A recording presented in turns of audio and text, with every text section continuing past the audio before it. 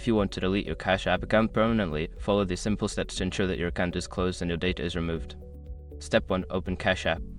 Launch the Cash App on your mobile device. Make sure you are logged into the account you wish to delete. Step 2. Access account settings. Tap on your profile icon or the account balance at the top right corner of the screen to access your account settings. Step 3. Navigate to Support. Scroll down and select the Support option from the menu. This will take you to a list of support topics. Step 4. Request account deletion. In the support section, look for the option that allows you to close your account. Follow the prompts to request account deletion. You may need to confirm your identity. Step 5. Confirm deletion. After submitting your request, you will receive a confirmation message. Make sure to follow any additional instructions provided to finalize the deletion process. Once you have completed these steps, your Cash App account will be permanently deleted. Remember that this action cannot be undone, and you will lose access to any remaining balance or transaction history.